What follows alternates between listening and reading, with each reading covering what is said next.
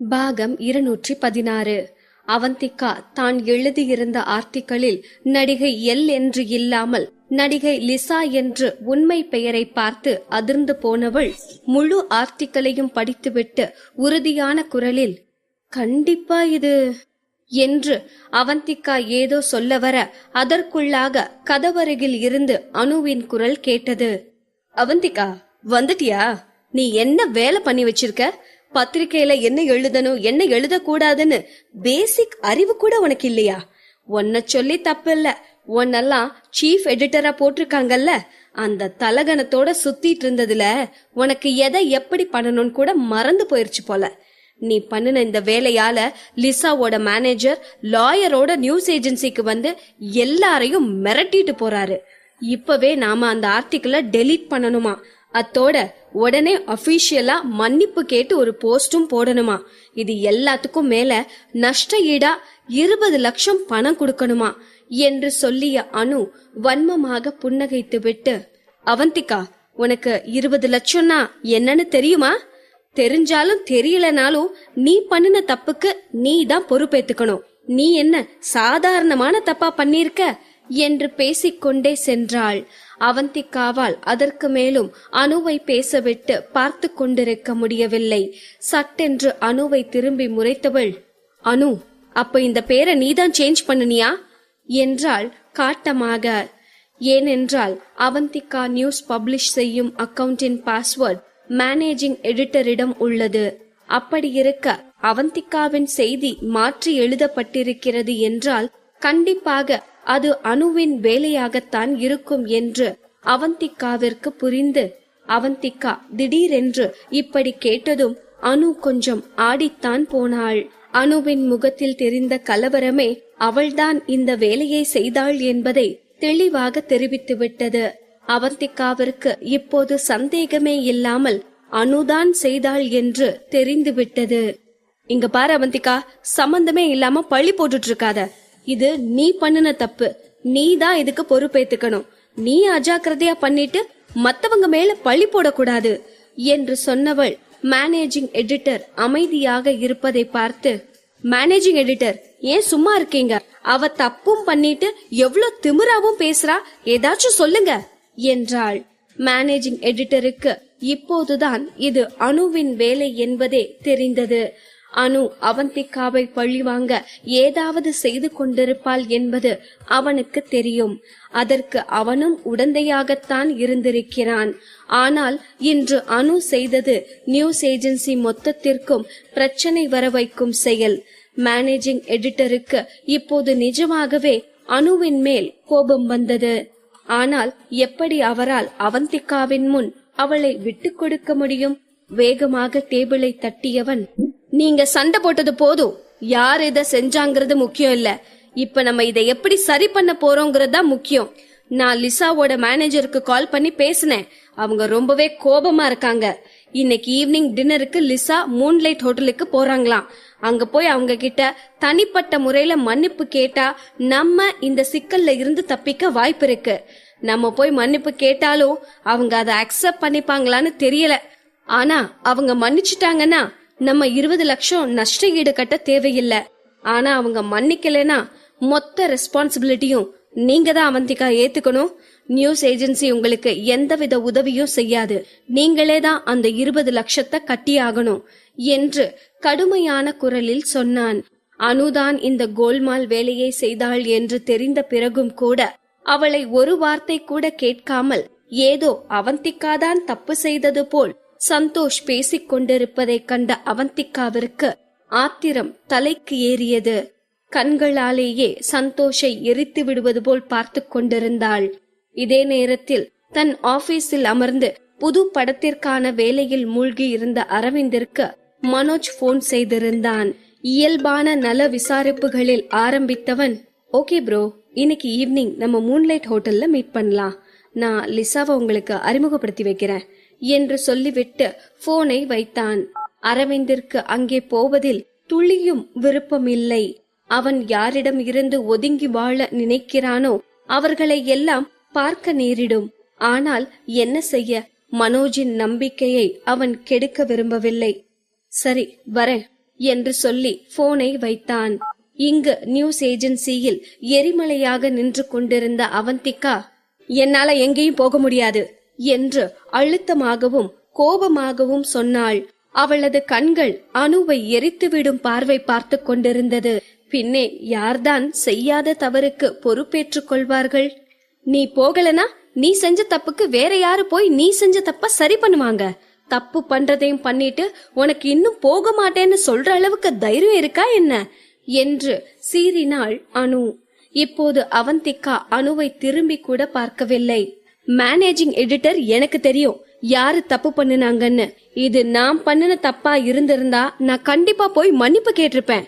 And இந்த பிரச்சனைய solve பண்ண மொத்த ரெஸ்பான்சிபிலிட்டியும் நானே எடுத்திருப்பேன். ஆனா இப்போ இது ஏன் தப்பு இல்ல, வேணும்னே என்ன மாட்டி விடணும்னு திட்டம் போட்டு செஞ்ச தப்பு. இதுக்கு நான் எப்படி பொறுப்பேத்துக்க முடியும்? இதுக்கு மேலையும் என் மேலதான் தப்புன்னு நீங்க பேசுற மாதிரி இருந்தா எனக்கு நோ இஷ்யூஸ். லிசா தரப்புல இருந்த கேஸ் போடட்டும், நான் கோர்ட்ல பாத்துக்கிறேன். சும்மா உங்க உருட்டலுக்கும் மிரட்டலுக்கும் எல்லாம் நான் பயப்படுவேன்னு நினைக்காதீங்க. அவந்திகாவின் இந்த ஆக்ரோஷத்தை பார்த்த சந்தோஷ் திகைத்து போனான். அவந்திகா, இப்படி எல்லாம் நீங்க இந்த விஷயத்தை விட்டுற முடியாது. நீங்க தான் அந்த ஆர்டிக்கிள பப்ளிஷ் பண்ணிருக்கீங்க. சோ என்று சொல்லிக் கொண்டிருக்கும் போதே இடைமறித்த அவந்திகா, ஆமா, நான் தான் அந்த ஆர்டிக்கிள பப்ளிஷ் பண்ணினேன். அதுக்காக நியூஸ் ஏஜென்சிக்கு எந்த ரெஸ்பான்சிபிலிட்டியும் இல்லையா என்ன? எந்த ஒரு ஆர்டிக்கிளும் பப்ளிஷ் பண்றதுக்கு முன்ன ப்ரூஃப் பார்க்கணும். அதுக்குத்தான மேனேஜிங் எடிட்டர்னு நீங்க இங்க இருக்கீங்க. நீங்களே யோசிச்சு பாருங்க, இந்த இஷ்யூ கோர்ட்டுக்கு போனா ரிப்போர்ட்டரான எனக்கு ஆபத்தா இல்ல உங்களுக்கு ஆபத்தான்னு? ஆக இந்த இஷ்யூக்கு பொறுப்பேத்துக்க வேண்டியவரு நீங்க தான். அவந்திகாவின் இந்த கடுமையான வார்த்தைகளை கேட்டு அவர் தன் சீட்டிலிருந்து எழுந்தே நின்று விட்டார். ஒன்ன என்று ஏதோ பேச ஆரம்பித்தவர் அவந்திகாவின் கோபத்தையும் அவள் பேசிய வார்த்தைகளில் இருக்கும் உண்மையையும் ஆராய்ந்து அப்படியே குரலை தாழ்த்தி பொறுமையாக பேச ஆரம்பித்தார். Okay Avantika, cool. நீங்க சொல்றது எனக்கு புரியுது. பட் இந்த பிரச்சனைய நம்ம எப்படி சரி செய்யறது என்று கேட்டவன் பதிலை எதிர்பார்த்து அவந்திகாவின் முகத்தையே பார்த்து கொண்டிருந்தான். முன்பு போல் அவன் கடுமையாக பேசாததையும் இவ்வளவு தூரம் இறங்கி வந்து பேசுவதையும் கேட்ட அவந்திகா திரும்பி அனுவை முறைத்துவிட்டு, நான் நைட் டின்னருக்கு போறேன் என்றாள். அவந்திகாவின் இந்த பதிலை கேட்டதும் சந்தோஷின் முகத்தில் பிரகாசம் தெரிந்தது. மீண்டும் ஒரு முறை அனுவை வன்மமாக பார்த்தவள், மேனேஜிங் எடிட்டர், நம்ம ஆபீஸ்ல இருக்க கருப்பாட்ட கண்டுபிடிக்க வேண்டிய நேரம்னு நினைக்கிறேன். இந்த டைம் லிசா பத்தின நியூஸ மாத்தினவங்க நாளைக்கும் இதே மாதிரி வேற நியூஸ மாத்த மாட்டாங்கன்னு என்ன நிச்சயம்? இந்த விஷயம் என்னோட பேரை கெடுத்து என்ன உங்க முன்ன குற்றவாளி மாதிரி நிக்க வச்சிருக்கு. ஆனா இது எனக்கு மட்டும்தான் பாதிப்பா? இது நம்ம நியூஸ் ஏஜென்சி பேரையும் தானே கெடுத்திருக்கு. சோ இது நம்ம நியூஸ் ஏஜென்சியோட ப்ராஃபிட்ட கெடுக்கிற விஷயம். அண்ட் இந்த விஷயம் சீரியஸா போய் கோர்ட்டு கேஸ்ன்னு ஆச்சுன்னா நீங்க அதுக்கப்புறமும் இங்க மேனேஜிங் எடிட்டரா வேலை செய்ய முடியும்னு நினைக்கிறீங்களா என்றால் தீர்க்கமான குரலில். இந்த வார்த்தைகளை கேட்டதும் சந்தோஷின் முகபாவம் முற்றிலும் வேறாக மாறியது. அவன் முகத்தில் பயம் அப்பட்டமாக தெரிந்தது. இதை பார்த்து சிரித்து கொண்ட அவந்திகா, ஓகே சார், பார்த்து நடந்துக்கோங்க என்று சொன்னவள் அனுவை ஒரு பார்வை பார்த்துவிட்டு அந்த ரூமை விட்டு சென்றாள். அவள் வெளியே செல்லும் போதே அனு ஆத்திரமாக கத்திக் கொண்டிருப்பது கேட்டது. சந்தோஷ், பாத்தீங்களா எவ்வளவு ஆட்டிடியூட் காட்டிட்டு போறா, அவளுக்கு கொஞ்சம் கூட என்று சொல்லும் போதே சப்பென்று ஒரு சத்தம் கேட்டது. அவள் பேசி முடிக்கும் முன்பாகவே சந்தோஷ் அவள் கன்னத்தில் ஒரு அறை விட்டிருந்தான். வெளியே சென்று கொண்டிருந்த அவந்திகாவிற்கே கேட்கும் அளவிற்கு அந்த சத்தம் பெரிதாக கேட்டது. கண்டிப்பாக அனுவின் கன்னத்தில் அவன் கைரேகை பதிந்திருக்க வேண்டும். அந்த அறையை தொடர்ந்து சந்தோஷின் ஆக்ரோஷமான குரல் கேட்டது. வாய மூடு, நீ பண்ணின வேலை எனக்கு தெரியாதுன்னு நினைக்கிறியா? அதை தொடர்ந்து அனுவின் பதற்றமான குரல் கேட்டது. சந்தோஷ், நான் ஒன்னும் பண்ணல, நீங்க ஏதோ தப்பா. வாய மூடிட்டு இந்த ரூமை விட்டு வெளியே போ. இதற்கு பிறகு ரூமில் இருந்து ஏதோ சலசலப்பு கேட்கவும் அவந்திகா திரும்பி பார்த்தாள். சந்தோஷ் அனுவை ரூமிலிருந்து வெளியே தள்ளி கதவை சாத்தியிருந்தான். அனு அங்கிருந்து செல்லாமல் கதவை தட்டிக்கொண்டே நின்றாள். ஆனால் சந்தோஷ் அதை கண்டு கொண்டதாகவே தெரியவில்லை. அனு கோபமாக திரும்பி பார்க்க அங்கே அவந்திகா நின்று கொண்டு நடப்பதை பார்த்து கொண்டிருப்பது தெரிந்தது. அவந்திகா, ஆசைப்பட்டத பண்ணிட்டல, பார்த்துட்டே இரு, நான் என்ன பண்றேன்னு என்று கத்தியவள் அவந்திகாவை தள்ளிவிட்டு அங்கிருந்து சென்றாள். தப்பு பண்ணது அவ, அப்படி இருக்கையில என்ன திமிரா பேசிட்டு போறா, இவெல்லாம் திருந்தாத ஜென்மம் என்று நினைத்த அவந்திகா தனது அறைக்கு சென்றாள். அவந்திகாவை அங்கு பார்த்ததும் பதற்றமாக அவள் அருகே வந்த தீக்ஷி, அவந்திகா மேடம், என்னாச்சு? இந்த பிரச்சனையை எப்படி நம்ம டீல் பண்ண போறோம் என்றாள். அவந்திகா ஒரு வேகத்தில் என்று அந்த ஹோட்டலுக்கு சென்று லிசாவை சந்திக்கிறேன் என்று சொல்லிவிட்டாள். ஆனால் அதற்கு மேல் என்ன செய்வது என்று அவளுக்கும் தெரியவில்லை. தெரியல தீக்ஷி, ஆனா இந்த விஷயம் அவ்வளவு சீக்கிரம் சால்வ் ஆகாதுன்னு மட்டும் எனக்கு தெரியுது. பாப்போம்.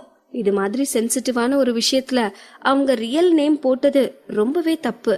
இது அவங்களோட கெரியரையே ஸ்பாயில் பண்ணலாம் என்று சொன்னவள் ஒரு பெருமூச்சு விட்டு தனது இருக்கையில் அமர்ந்தாள். அவந்திகாவின் மனது அமைதி அடையவில்லை.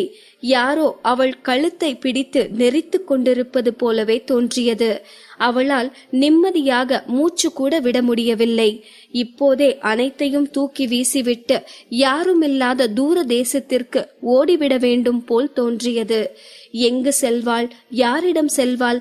அவளுக்கென்று யார் இருக்கிறார்கள்? அரவிந்த் கூட அவளுக்கு யாரோவாகத்தான் தெரிந்தான். இதையெல்லாம் நினைத்து குழம்பியவள் ஒரு பெருமூச்சு விட்டு தன் டேபிள் டிராவில் இருந்த அந்த புகைப்படத்தை பார்த்தாள். அது அவளது குடும்ப புகைப்படம். மாசு மறுவற்ற 4 உள்ளங்கள் எந்த கவலையும் இல்லாமல் அந்த புகைப்படத்தில் சிரித்து கொண்டிருந்தார்கள். அந்த புகைப்படத்தில் இருக்கும் அவந்திகாவிற்கு 18 வயது. அந்த வயதில் கவலை என்றால் என்ன என்று கேட்கும் அளவிற்கு சந்தோஷம் மட்டுமே நிறைந்திருந்த நாட்கள். அவளுக்காக அனைத்தையும் பார்த்து பார்த்து செய்யும் தாய் தந்தை இருந்தார்கள். அவந்திகாக்கா என்று எந்நேரமும் இவளை ஒட்டி கொண்டு திரியும் பாசக்கார தம்பி இருந்தான். வீட்டில் மட்டும் இல்லை, பள்ளியிலும் அவந்திகா அனைவருக்கும் செல்ல பிள்ளைதான். அனைத்திற்கும் மேலாக அவளுக்கே அவளுக்கான அவளது ராஜன் இருந்தான். இப்படியானதொரு சந்தோஷமான நாளில் எடுக்கப்பட்டதுதான் அந்த புகைப்படம். அவந்திகாவின் வீட்டு தோட்டத்தில் அவள் அப்பாவும் அம்மாவும் அங்கிருந்த நாற்காலியில் அமர்ந்திருக்க அவந்திகாவும் அகிலனும் அவர்களுக்கு அருகில் நின்று கொண்டிருந்தார்கள். அவந்திகாவின் கை அகிலனை இறுக பிடித்திருந்தது. அவந்திகாவின் முகத்தில் அவ்வளவு ஒரு நம்பிக்கை தெரிந்தது. இப்போது அவளை பார்த்தால் அவளுக்கே சிரிப்பாக வருகிறது. நம்பிக்கை என்றால் என்ன? அது எந்த கடையில் கிடைக்கும் என்று கேட்கும் அளவிற்கு அவளை இந்த 8 வருடங்கள் புரட்டி எடுத்திருந்தது. அவந்திகாதான் அவள் வீட்டில் சுட்டி பெண். எந்த நேரமும் கலகலவென்று ஏதாவது பேசிக்கொண்டே இருப்பாள். அந்த வயதில் எதையும் செய்ய துணியும் தைரியம் அவளுக்கு இருந்தது. அது அவள் அப்பாவிடமிருந்து வந்த தைரியம். தன் அருகே ஒருவர் இருந்தால் குட்டி பூனை புலியை கூட எதிர்த்து நிற்கும். அதுபோல்தான் அவந்திகாவும் அவளது தந்தையின் அரவணைப்பில் அவள் இந்த உலகையே வெல்ல முடியும் என்று நம்பிக்கை கொண்டிருந்தாள். அகிலன் அவந்திகாவை போல் இல்லை. அவன் எப்போதுமே அமைதியாகத்தான் இருப்பான். அவன் அம்மாவை போல் அதிகம் பேச மாட்டான். அவந்திகா உலகமே வீடு என்ற நினைப்பில் சுற்றி கொண்டிருக்கையில் அகிலனுக்கு தன் குடும்பம்தான் உலகமாக இருந்தது. தாய் தந்தை அக்காவிற்காக எதையும் செய்யும் அளவிற்கு பாசக்காரன். அவந்திகாவை போல் அவனுக்கு இந்த கேமிங்கில் எல்லாம் நாட்டம் கிடையாது. அவன் மிக படிப்பாளி. ஒரு முறை படித்தாலும் அதை அப்படியே நினைவில் வைத்துக் கொள்ளும் மூளை அவனுக்கு. அவந்திகா பாஸ் ஆவதற்குத்தான் படிப்பாள். ஆனால் அகிலன் எப்போதும் அவன் வகுப்பில் முதல் மாணவனாகத்தான் இருப்பான். டே அகில், எப்ப பாரு படிச்சுட்டே இருந்தேனா நீ ரொம்ப போரா மாறிடுவ. கொஞ்சம் கேம் விளையாடவும் கத்துக்கோ என்று அவந்திகா சொல்லும் போதெல்லாம், அக்கா, நான் ஒரு சயின்டிஸ்ட் ஆக போறேன், உனக்கு என்ன வேணுமோ சொல்லு, நான் உனக்கு புதுசா உருவாக்கியே கொடுக்கிறேன் என்பான். இதையெல்லாம் நினைக்கையில் அவள் கண்கள் பனித்தது. அழகான குருவிக்கூடு போன்ற இவர்களது குடும்பம் இப்படி சிதைந்து போகும், இல்லை இல்லை இப்படி சிதைக்கப்படும் என்று யாரும் கனவில் கூட நினைத்திருக்க மாட்டார்கள். வாழ்க்கை இன்பங்கள் மட்டுமே நிறைந்தது அல்ல. அதேபோல் துன்பங்கள் மட்டுமே நிறைந்ததும் அல்ல. நமக்கான இன்பம் புதையலாய் காத்திருக்க அதை பாதுகாத்து வைத்திருக்கும் இடர்களை பார்த்து நாம் நம்பிக்கை இழந்துவிடக்கூடாது.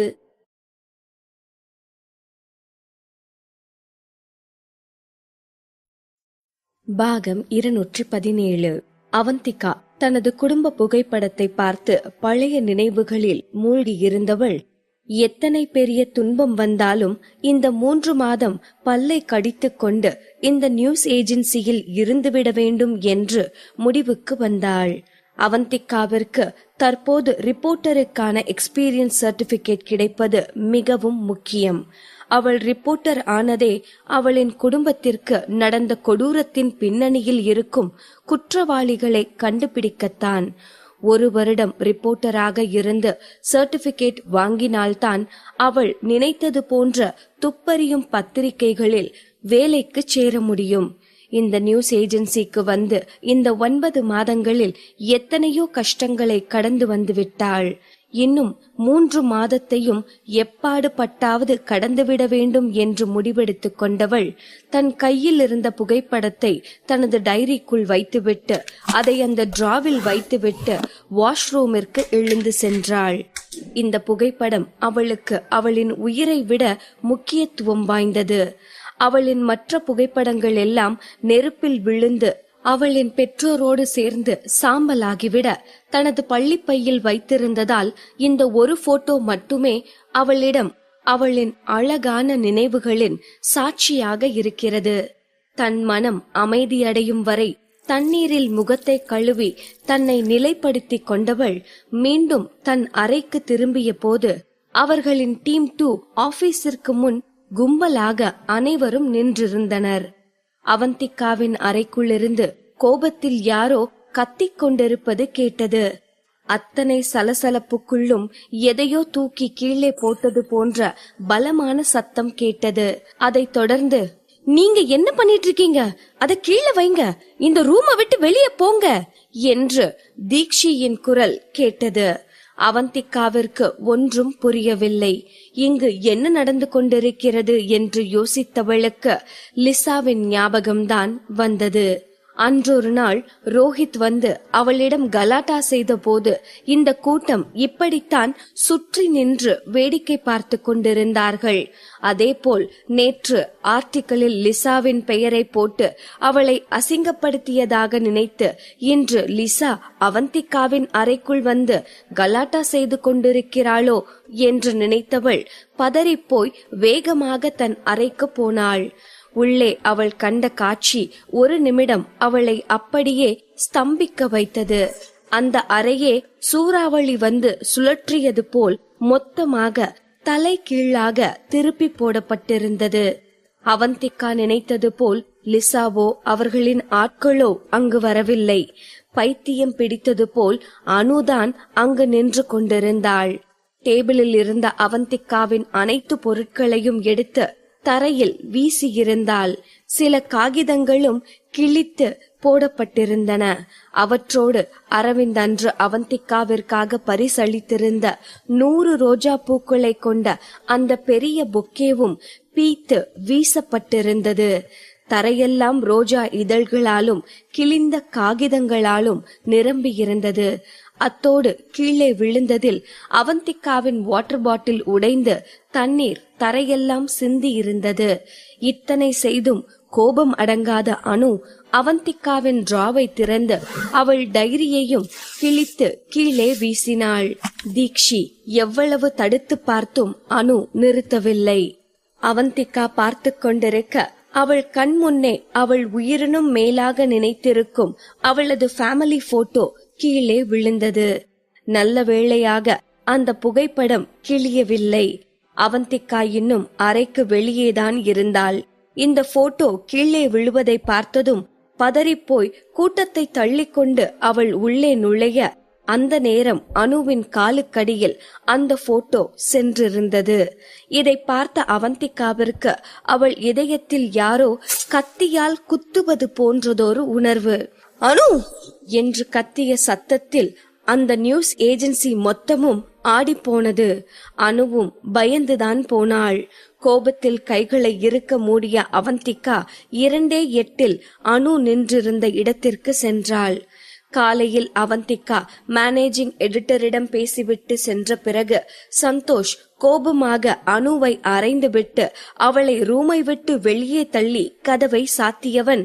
அதற்கு பிறகு அனு எத்தனை நேரம் கதவை தட்டியும் அவளை ஒரு பொருட்டாக கூட மதிக்கவில்லை. அது மட்டுமில்லாமல் எங்கேயோ வெளியே சென்றவன் அறைக்கு வெளியே நின்று கொண்டிருந்த அனுவை ஒரு புழுவை பார்ப்பது போல் அருவருப்பாக பார்த்துவிட்டு சென்றான். இந்த ஆபீஸிற்கு வந்ததிலிருந்து சந்தோஷ் ஒரு நாளும் அனுவிடம் இவ்வளவு மோசமாக நடந்து கொண்டதில்லை. என்னதான் கிரிஷ் விஷயத்தில் அவன் அவந்திகாவிற்கு சப்போர்ட்டாக இருந்தாலும் அப்போதே அனுவை சமாதானப்படுத்தி அவளை தன்னோடு வைத்துக் கொண்டான். ஆனால் தற்போது அவன் அனுவை கை நீட்டி அடித்ததுமில்லாமல் அவள் கெஞ்சல்களை காதில் கூட போட்டுக் கொள்ளாதது அனுவை பைத்தியம் போல் நடந்து கொள்ள வைத்தது. சந்தோஷின் அறையில் இருந்து நேராக அவந்திகாவின் அறைக்குள் வந்து அங்கு அவந்திகா இல்லாததால் அவளின் பொருட்களை நாசம் செய்ய ஆரம்பித்தாள். தீக்ஷியால் அவளை தடுக்க முடியவில்லை. சுற்றி இருந்த மற்றவர்கள் தடுத்திருக்கலாம். ஆனால் இது என்ன நடந்தாலும் வேடிக்கை பார்க்கும் கும்பல். தன் கண்முன் அநீதி நடந்தாலும் அக்கிரமம் நடந்தாலும் யாராவது உயிருக்கே போராடி கொண்டிருந்தாலும் இவர்கள் நமக்கு எதற்கு வம்பு என்று வேடிக்கைத்தான் பார்த்து கொண்டிருப்பார்கள். மிஞ்சி மிஞ்சி போனால் நடக்கும் சம்பவங்களை போட்டோ எடுத்து ஸ்டேட்டஸில் வைத்து அநீதிக்கு எதிராக குரல் கொடுத்து விட்டதாக திருப்திப்பட்டு கொள்வார்கள். இப்பேற்பட்ட கும்பல் நிறைந்திருக்கும் ஆபீஸில் அனு அவந்திகாவின் பொருட்களை தைரியமாக நாசம் செய்வதில் ஒன்றும் வியப்பில்லை. அனு என்று அறையே அதிரும் அளவிற்கு கத்திக்கொண்டே தனக்கு அருகே வருவதை பார்த்த அனு மரணத்தை கண்ணெதிரே பார்த்தவள் போல் பயந்து போய் 2 அடி பின்னே எடுத்து வைத்தாள். அவந்திகா நடுங்கும் கைகளோடு அனுவால் மிதிக்கப்பட்ட அவளது குடும்ப படத்தை கையில் எடுத்தாள். அவளை அறியாமல் அவள் கண்களிலிருந்து கண்ணீர் வழிந்தது. ஏதோ ஒரு கோபம் தந்த வேகத்தில் அனு இந்த நாச வேலையை செய்துவிட்டாள். ஆனால் தன் முன் கோபமே உருவாய் வந்து நிற்கும் அவந்திகாவை பார்த்ததும் அனு நடுங்கி போனாள். அனு மட்டுமில்லை, சுற்றி இருந்த அனைவருமே நடுங்கித்தான் போனார்கள். ஏனென்றால் அவர்கள் யாருமே அவந்திகாவை இதற்கு முன் இத்தனை கோபத்தில் பார்த்ததில்லை.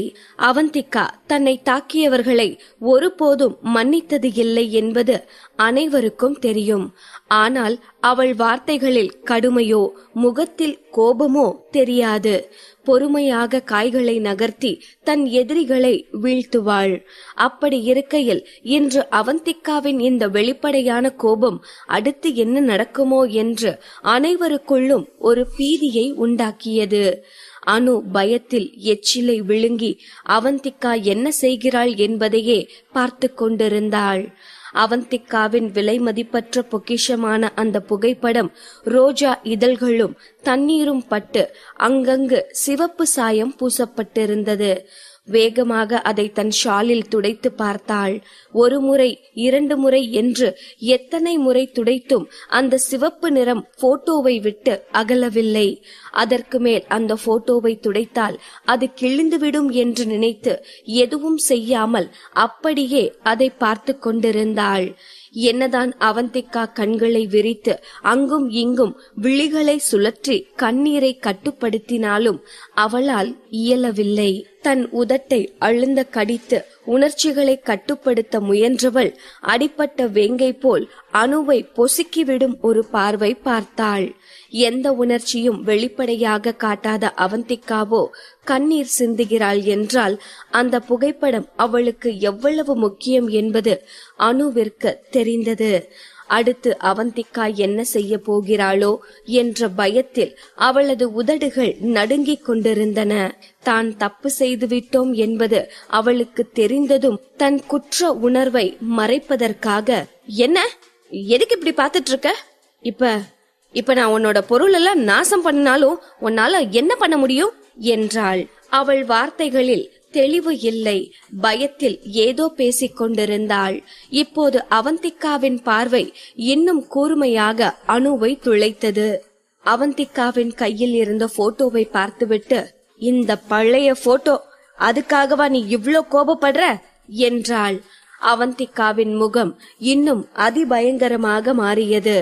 அவள் ஒரு வார்த்தை சொல்லவில்லை என்றாலும் டீம் 1 இருந்த அனைவருக்குமே மூச்சுவிடக் கூட மறந்து அனுவையும் அவந்திகாவையும் மாறி மாறி பார்த்து கொண்டிருந்தார்கள். எதுவும் செய்யாமல் அனுவுக்கு எதிராக கையை கூட உயர்த்தாமல் வெளியே போ என்று மீண்டும் ஆபீஸே அதிரும் அளவிற்கு கத்தினாள் அவந்திகா. அனைவரும் அந்த சத்தத்தை கேட்டு அதிர்ந்து போய் நிற்க அனுவிற்கு மட்டும் பெரும் நிம்மதியாக இருந்தது. ஒரு நொடிக்கு முன் அவந்திகாவின் முகத்தை பார்த்தவள் கண்டிப்பாக அவந்திகா தன்னை அடிக்கப் போகிறாள் என்று அனு நினைத்திருக்க, அவந்திகா வெளியே போ என்றுதானே சொல்கிறாள். இது என்ன, அனுவிற்கு அவ்வளவு கஷ்டமாகவா இருக்க போகிறது? அனுவின் தலைகணம் பிடித்த முள்ளை தன்னை பெருமையாகவும் அவந்திகாவை மட்டமாகவும் நினைக்க ஆரம்பித்தது. அவந்திகா, பாத்தியா, இதுதான் நிதர்சனம். என்னதான் நீ பெரிய ஆளு மாதிரி காட்டிக்கிட்டாலும் உன்னோட பவர் இவ்ளோதான். என்னதான் நான் உன்னோட ஆபீஸவே நாசம் பண்ணினாலும் உன்னால திருப்பி எதுவும் பண்ண முடியாது என்று தனக்குள்ளேயே நினைத்து ஆணவமாக புன்னகைத்தவள் தனக்கு எதிரே இருந்த அவந்திகாவை பிடித்து தள்ளிவிட்டு வேகமாக அங்கிருந்து சென்றாள். அனு தள்ளிய போது கூட அவந்திகா எதுவும் செய்யவில்லை. அங்கேயே அப்படியே அந்த போட்டோவை பார்த்து கொண்டுதான் நின்றாள். அவந்திகாவின் நிலையை பார்த்த தீக்ஷி வேகமாக வெளியே நிற்கும் கூட்டத்தை பார்த்து, இங்க என்ன படமா காட்டிட்டு இருக்காங்க, எல்லாரும் போய் வேலையை பாருங்க என்றாள். இதை கேட்டதும் டீம் 1 சேர்ந்த அனைவரும் தங்களுக்குள்ளாகவே ஏதேதோ பேசிக்கொண்டு அங்கிருந்து நகர்ந்து சென்றார்கள். அவர்கள் சென்றதும் வேகமாக அந்த அறையின் கதவை சாத்திய தீக்ஷி அவந்திகாவை பார்த்தாள். அவந்திகா மிகுந்த கவலையோடு அந்த போட்டோவை பார்த்து கொண்டிருந்தாள். தீக்ஷிக்கு அவந்திகாவை இப்படி பார்க்கவே பாவமாகவும் கொஞ்சம் பயமாகவும் இருந்தது. அவள் அருகில் சென்றவள் அவந்திகாவின் கைகளை இறுக பற்றி கொண்டு, அவந்திகா மேடம் என்று பதற்றமாக அழைத்தாள். தீக்ஷி அழைத்ததும் கண்களை துடைத்துக் கொண்டு நிமிர்ந்து பார்த்த அவந்திகா தீர்க்கமான குரலில், அவளை நான் சும்மா விட மாட்டேன் என்றாள். ஆமாம் என்பது போல் தலையாட்டிய தீக்ஷி, ஆமா மேடம், இந்த அனுக்கு கொஞ்சம் கூட அவளோட லிமிட் எதுன்னு தெரியல. கண்டிப்பா அவளை சும்மா விடக்கூடாது. வாழ்க்கையில அவ மறக்கவே முடியாத அளவுக்கு நம்ம ஏதாவது திருப்பி செய்யணும். அவந்திகா மேடம், நம்ம அவளை என்ன பண்ண போறோம் என்று தீக்ஷியின் குரலில் அவ்வளவு கோபம் தெரிந்தது. எப்போது அவந்திகா அனுவை அடிக்காமல் வெளியே போ என்று சொன்னாலோ அப்போதே தீக்ஷிக்கு தெரிந்தது அனுவிற்கு மறக்க முடியாத ஒரு பதிலடியை அவந்திகா கொடுக்க போகிறாள் என்று. அப்போதே அவந்திகா அனுவை அடித்திருந்தால் அவந்திகாவிற்கும் அனுவிற்கும் பெரிதாக எந்த வித்தியாசமும் இல்லாமல் போயிருக்கும். அத்தோடு தன்னிடம் பிரச்சனை செய்பவளை மன்னித்துவிடும் அளவிற்கு அவந்திகா ஒன்றும் மகான் இல்லை. அவந்திகா ஒரு வேட்டைக்காரன் போல் சரியாக திட்டம் தீட்டி வலை விரித்து காத்திருந்து அனுவை அழிக்க தன் மனதில் திட்டம் போட்டுக் கொண்டிருந்தாள். அவந்திகாவின் விரல்களோடு தன் விரல்களை கோர்த்து கொண்டு ஏதோ போருக்கு செல்லும் வீரன் போல் இருவரது கையையும் உயர்த்தி, அவந்திகா மேடம், நான் இந்த ஆபீஸ்க்கு முத வந்ததுல இருந்தே எனக்கு இந்த அனுவை சுத்தமா பிடிக்கல. நம்ம யாருன்னு இப்ப அவளுக்கு காட்டுவோம் மேடம். நான் உங்களுக்கு ஹெல்ப் பண்றேன் என்றாள் தீக்ஷி. அனுவின் நாசவேலை முடிந்து கிட்டத்தட்ட 1 மணி நேரத்திற்கு பின், நான் கீழே உனக்காக வெயிட் பண்றேன் என்று அரவிந்திடமிருந்து அவந்திகாவிற்கு மெசேஜ் வந்தது. அவந்திகாவிற்கு ஒன்றும் புரியவில்லை. என்ன சொல்றீங்க என்று அவள் புரியாமல் கேட்க, கீழவா என்று மட்டும் ரிப்ளை செய்திருந்தான். புது படத்தின் படப்பிடிப்பு தொடங்க இருப்பதால் எக்கச்சக்க வேலை இருக்கும். காலையில் காரில் வரும்போது கூட இன்று அவளை பிக்கப் செய்ய வர முடியாது என்று வீட்டிற்கு வரவே இரவு வெகு நேரம் ஆகிவிடும் என்றும் சொல்லியிருந்தான். அப்படி இருக்க இப்போது எதற்கு வந்திருக்கிறான் என்று குழப்பத்தோடே அவந்திகா கீழே இறங்கி சென்றாள். அரவிந்தின் கார் எப்போதும் போல ரோட்டோரத்தில் பார்க் செய்யப்பட்டிருந்தது. அவள் சென்று காருக்குள் ஏறியதும், அந்த போட்டோ எங்க என்றான் அரவிந்த். எந்த போட்டோ என்று அவந்திகா கண்கள் விரிய கேட்கவும், சஞ்சய் எனக்கு கால் பண்ணுனா, நீ அழுதன்னு சொன்னா. அவந்திகாவின் கண்கள் இரண்டும் இன்னும் சிவந்துதான் இருந்தது. அரவிந்த் இந்த வார்த்தைகளை சொன்னதும் என்ன நடந்திருக்கும் என்று அவந்திகாவிற்கு தெரிந்தது. தீக்ஷிதான் சஞ்சய்க்கு கால் செய்து இங்கு நடந்ததை சொல்லி இருக்க வேண்டும். ஆனால் இந்த சம்பவம் நடந்து 1 மணி நேரம்தான் ஆகிறது.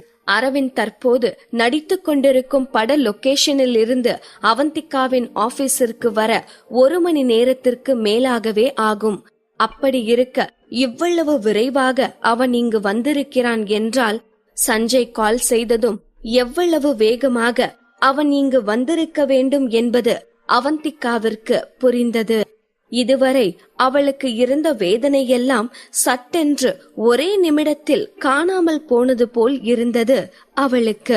மீண்டும் அவள் கண்களில் நீர் நிரம்பியது. இப்போதே அவனை கட்டிக்கொண்டு அவன் மார்பில் முகம் புதைத்து அழ வேண்டும் போல் தோன்றியது. தன் உதட்டை அழுந்த கடித்து கண்ணீரை கட்டுப்படுத்தியவள் தன் ஹேண்ட்பேக்கில் இருந்து அந்த போட்டோவை எடுத்து அரவிந்திடம் கொடுத்தாள். நீ ஒன்னும் கவலைப்படாத, நான் யார்கிட்டவாச்சும் கொடுத்து இத சரி பண்ணி கொடுக்கறேன் என்றான் அக்கறையாக. அவந்திகா மௌனமாக தலையசைத்தாள். அவள் மனம் விவரிக்க முடியாத உணர்ச்சி குவியல்களால் நிரம்பி இருந்தது. துன்பமான நேரங்களில் உனக்காக நான் இருக்கிறேன், எப்போதும் நான் இருப்பேன் என்ற பாதுகாப்பை கொடுப்பதுதானே காதல்.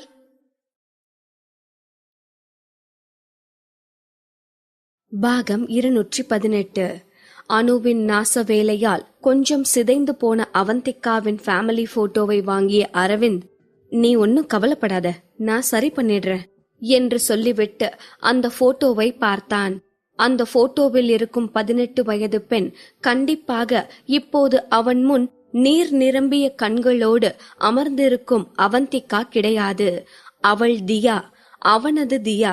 அவந்திகா என்று தனது பெயரை மட்டுமல்ல, ஒட்டுமொத்தமாக தன்னையே மாற்றிக்கொண்டாள். அந்த புகைப்படத்தில் தியா கண்களில் இருக்கும் நம்பிக்கையும் அவள் உதடுகளில் இருக்கும் சிரிப்பும் இவர்களுக்கு திருமணம் ஆன இத்தனை நாட்களில் அரவிந்த் பார்த்ததே இல்லை. இந்த போட்டோவை பார்த்ததும் அவன் மனதை மீண்டும் பழைய நினைவுகள் ஆக்கிரமித்துக் கொண்டன. இப்போது அவன் எந்த மனநிலையில் இருக்கிறான் என்பதை அவனாலேயே புரிந்து கொள்ள முடியவில்லை. அரவிந்த் போட்டோவையே பார்த்து கொண்டிருப்பதை பார்த்த அவந்திகா பேச ஆரம்பித்தாள். இவங்கதான் என்னோட அப்பா அம்மா. எனக்கு 18 வயசு இருக்கும்போது ஒரு தீ விபத்துல அவங்க 2 பேரும் இறந்துட்டாங்க. இதை சொல்லும் போதே அவள் தழுத்தழுத்தது. அவந்திகாவிற்கு இப்போதே தான் மனதில் வைத்திருக்கும் அனைத்து ரகசியங்களையும் அரவிந்திடம் கொட்டி தீர்க்க வேண்டும் போல் இருந்தது. ஆனால் அரவிந்த் இதை கேட்டதும் அதிர்ந்துதான் போனான். அப்போ அன்னைக்கு சூர்யா கூட ஏதோ சொன்னானே, அது அவந்திகாவோட அப்பா அம்மா தீ விபத்துல இறந்தத பத்தி தான் பேசினானோ? அதனாலதான் நான் எவ்வளவு தேடியும் இந்த 8 வருஷமும் அவந்திகா எங்க இருந்தா, எப்படி இருந்தான்னு என்னால தெரிஞ்சுக்க முடியலையா? அப்படியே இருந்தாலும் அவந்திகாவோட அப்பா அம்மா வசதியா தானே இருந்தாங்க. அவங்க இறந்ததுக்கு அப்புறம் அவந்திகா தெருவுக்கு வர வேண்டிய அவசியம் என்ன? இப்படி ஒரே நேரத்தில் அரவிந்தின் மனதில் பல நூறு கேள்விகள் படையெடுக்க ஆரம்பித்தன. அவனுக்கு தன் மீதே வெறுப்பு வந்துவிடும் போல் இருந்தது. அவனுக்கு தன் காதல் மீதே சந்தேகம் வந்தது. அவளுக்கு என்ன ஆனது என்று கூட கேட்காமல் அவளை பழி வாங்க இத்தனை நாட்களாக துடித்துக் கொண்டிருந்த நான் உண்மையிலேயே அவளை காதலிக்கத்தான் செய்தேனா என்று நொந்து கொண்டான். இத்தனை நேரமும் தனது தியாவை மட்டுமே பார்த்து கொண்டிருந்த அரவிந்த் இப்போதுதான் அந்த போட்டோவில் இருந்த மற்ற மூவரையும் பார்த்தான். அவனது பார்வை அகிலனின் மீது நிலை குத்தி நின்றது. மெதுவான குரலில், அப்போ அகிலனோட கால் என்றான். ஆமா, நானும் அகிலனும் ஸ்கூல் விட்டு வந்துட்டு இருந்தப்போ எங்க வீடு தீப்பிடிச்சு எரிஞ்சிட்டு இருந்தத பார்த்தோம். நான் எங்க அப்பா அம்மாவை காப்பாத்துறதுக்காக வேகமா முன்னாடி ஓடி போனேன். அப்போ என் மேல வீடு இடிஞ்சு கீழே விழப்போச்சு. அகிலன் என்னை பிடிச்சு பின்னாடி தள்ளி விட்டான். பட் அவன் பின்னாடி வர்றதுக்குள்ள அந்த வீட்டோட இடிஞ்ச பகுதி அவன் கால் மேல விழுந்துருச்சு. இதை சொல்லும் போதே அந்த கொடூரமான காட்சி அவள் கண்முன் தோன்ற ஆரம்பித்தது. அழகான குடும்பம், அன்பான காதலன் என்று அவந்திகாவின் வாழ்க்கை நன்றாகத்தான் சென்று கொண்டிருந்தது. அப்படி ஒரு மகிழ்ச்சியான நாளில்தான் ராஜனை பார்க்க முதன்முறையாக சென்னைக்கு வந்தாள். ஆனால் ராஜனை அவளால் பார்க்க முடியவில்லை. அத்தோடு அவன் அவளிடம் பேசுவதையும் நிறுத்திவிட்டாள். அதற்கு பிறகு எத்தனை முறை முயன்றும் அவளால் ராஜனை தொடர்பு கொள்ள முடியவில்லை. அவள் மனதை உழுக்கும் இந்த காதல் தோல்வி ஏற்பட்டு ஒரு வாரம் கூட முழுதாக அகலவில்லை. அதற்குள்ளாக இவளது பெற்றோர் மீது மாபெரும் குற்றப்பழி சுமத்தப்பட்டது. இத்தனை நாட்களாக எந்த கெட்ட பெயரும் இல்லாமல் ஒழுக்கமாக வாழ்ந்த அவந்திகாவின் பெற்றோரால் இந்த பழியை ஏற்றுக்கொள்ள முடியவில்லை. போலீஸ் கைது செய்து ஊரெல்லாம் அசிங்கமாக பார்த்து மானம் கெட்ட அந்த வாழ்வை வாழ்வதற்கு சாவதே மேல் என்று நினைத்தவர்கள் அவந்திகாவும் அகிலனும் பள்ளிக்கு சென்ற நேரம் தீ வைத்து தங்களை தாங்களே பொசுக்கிக் கொண்டார்கள். அன்றுதான் அரண்மனை போன்ற வீட்டில் வாழ்ந்த அவந்திகா அனாதையாக அடுத்த வேளை சாப்பாட்டிற்கே வழி இல்லாமல் நடுத்தெருவிற்கு துரத்தப்பட்டாள். அவளிடம் மட்டும் பணம் இருந்திருந்தால் அகிலனுக்கு அப்போதே ஆபரேஷன் செய்து அவன் கால்களை செயல்பட வைத்திருப்பாள். ஆனால் அப்போது அவனை உயிர் பிழைக்க வைப்பதற்கே அவள் பெரும் கஷ்டப்பட வேண்டியதாயிற்று. அப்போதுதான் அவளுக்கு இந்த மனிதர்கள் எவ்வளவு போலியானவர்கள் என்று புரிந்தது. இந்த உலகத்தில் அன்பு, கருணை என்பதெல்லாம் வெறும் எழுத்தாகத்தான் இருக்கிறது என்று தெரிந்து கொண்டாள். இதை பற்றி யோசிக்கையிலேயே அவள் கை கால்கள் நடுங்கின. அவள் முகமெல்லாம் வியர்த்து கொட்டியது. பேயை பார்த்தது போல அவள் முகத்தில் அவ்வளவு பயம் தெரிந்தது. ஏதோ இப்போது அவள் கண் முன்னே அவள் பெற்றோர் இருவரும் நெருப்பில் எரிந்து கொண்டிருப்பதைப் போலவும் அகிலனின் கால் நசுங்கி அவன் வழியில் அலறிக் கொண்டிருப்பதைப் போலவும் தோன்றியது. இதுவரை ஏதோ சிந்தனையில் இருந்த அரவிந்த் அவந்திகாவின் கலவரமான முகத்தை பார்த்து பதறிப்போனான். நடுங்கிக் கொண்டிருந்த அவள் கைகளை இறுக பற்றினான். அப்படியே அவளை தன் மார்போடு சாய்த்து கொண்டவன் அவள் நெற்றியில் முத்தமிட்டு, அவந்திகா, இங்க பாரு, என்ன பாரு, நான் இருக்கேன், ஒன்னும் இல்ல, எல்லாம் முடிஞ்சிருச்சு, நான் உன் கூடவே தான் இருக்கேன் என்று ஏதோ குழந்தைக்கு சொல்வது போல் சொன்னவன் தாய் கோழி தன் குஞ்சுகளை பாதுகாப்பாக தன் இறக்கைக்குள் வைத்துக் கொள்வது போல் அவந்திகாவை அவனோடு இறுக அணைத்துக் கொண்டான். துக்கங்களும் வேதனைகளும் மட்டுமே நிறைந்திருந்த அவந்திகாவின் உள்ளத்திற்கு அவனது அணைப்பு பெரும் ஆறுதலாக இருந்தது. அவளும் அவனை இறுக அணைத்துக் கொண்டு அழுதாள். இப்போது எதற்காக அழுகிறாள்? அனு அவள் பொருட்களை நாசமாக்கியதற்கா? இல்லை 8 வருடங்களுக்கு முன்னால் அவள் முதல் காதலன் அவளை விட்டு சென்றதற்கா? இல்லை தன் தாய் தந்தை கருகி மாய்வதை தன் கண்ணால் பார்த்ததற்கா? எதற்காக அழுகிறாள் என்று அவளுக்கே தெரியவில்லை. ஆனால் தேம்பி தேம்பி அழுதாள். அரவிந்தின் சட்டை அவள் கண்ணீரால் நனைந்து அவன் மார்பை அவள் கண்ணீர் தொட்டு கொண்டிருந்தது. அரவிந்த் அவளை அழவேண்டாம் என்று சொல்லவில்லை. வேறு விதமாக சமாதானப்படுத்தவும் முயலவில்லை. அவள் தலையை வருடி கொடுத்தவன் அவளை அழுக விட்டான். அவள் வலி தீர அவள் அழுகட்டும் என்று அவளை அணைத்திருந்தான். ஏதோ சுயநினைவு இல்லாதவள் போல் அழுது கொண்டிருந்த அவந்திகா அரவிந்தின் போன் அடித்ததும் தான் நிஜ உலகிற்கே வந்தாள். வேகமாக அவன் மார்பில் இருந்து எழுந்து தன் கண்ணீரை துடைத்துக் கொண்டாள். அரவிந்த் போனை அட்டன் செய்யாமல் ஆஃப் செய்து வைத்ததை பார்த்தவள், அரவிந்த், போய் உங்க ஒர்க்கு பாருங்க, நீங்க எவ்வளவு பிஸியா இருக்கீங்கன்னு எனக்கு தெரியும், என்னை பத்தி கவலைப்படாதீங்க, நான் நல்லா இருக்கேன் என்றாள். அரவிந்திற்கு அவளை விட்டு செல்லவே மனம் இல்லைதான். ஆனால் அங்கு அவனுக்காக மொத்த படக்குழுவினரும் காத்து கொண்டிருக்கிறார்கள். அவர்கள் அனைவரையும் இதற்கு மேல் காக்க வைப்பது சரியில்லை என்று நினைத்தவன் அவந்திகாவின் கன்னங்களை தன் கைகளில் ஏந்தி அவள் கண்களை உற்று பார்த்தான். அரவிந்தின் பார்வையில் அத்தனை கனிவையும் அக்கறையையும் அவளால் உணர முடிந்தது.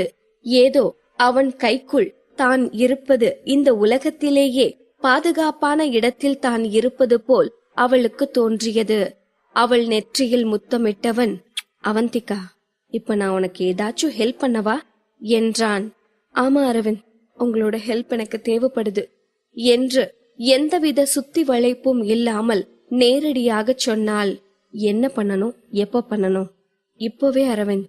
சாதாரணமான பொண்ணா இருந்தா பழி வாங்குறதுக்கு சரியான சந்தர்ப்பம் வரும்னு காத்திருப்பா. நான் அவந்திகா, நான் அவளை பழி வாங்கணும், இப்பவே பழி வாங்கணும் என்றால் திடமான குரலில். ஏதோ அரவிந்திற்கு தன் கண்முன் இருப்பவள் 18 வயது தியா போல் தோன்றினாள். ஏதாவது ஒரு கேமில் தோற்றுவிட்டால், ராஜன், எனக்கு உன்னோட ஹெல்ப் வேணும், நான் என்ன கொலை பண்ணினவன திரும்ப கொலை பண்ணணும், அதுவும் இப்பவே என்பாள். இதை நினைத்து சிரித்து கொண்டவன் மீண்டும் அவளுக்கு அழுத்தமான ஒரு முத்தம் கொடுத்தான். இந்த முறை முத்தம் அவளது இதழ்களுக்கு. இந்த முத்தம் இவன் திருமணம் செய்து கொண்ட அவந்திகாவிற்கு இல்லை, இது அவன் காதலி தியாவிற்கு. அவந்திகாவும் கண்மூடி அவன் முத்தத்தை ஏற்றுக்கொண்டாள். இதற்கு முந்தைய முத்தங்கள் அவந்திகாவிற்கு ஆறுதலாக இருந்தது என்றால், இந்த முத்தம் அவந்திகாவிற்கு எனர்ஜி டானிக் போல் இருந்தது. அவள் முகம் பிரகாசமானது. நம்பிக்கையான கண்களோடு அரவிந்திற்கு பாய் சொல்லிவிட்டு தன் ஆபீஸிற்கு சென்றாள். தீக்ஷி அவந்திகாவின் முகத்தில் இருக்கும் மாற்றங்களை பார்த்தாள். அவந்திகா வெளியே செல்லும் போது அவள் முகம் சோகமே உருவாக இருந்தது. ஆனால் தற்போது புதிதாய் பூத்த ரோஜாவை போல் புத்துணர்ச்சியோடு இருக்கிறாள். இதை வைத்தே வந்தது யார் என்று தீக்ஷிக்கு தெரிந்தது. பாருடா, கரைப்பார் கரைச்சா கல்லும் கரையுன்னு சொல்றது இதுதான் போல.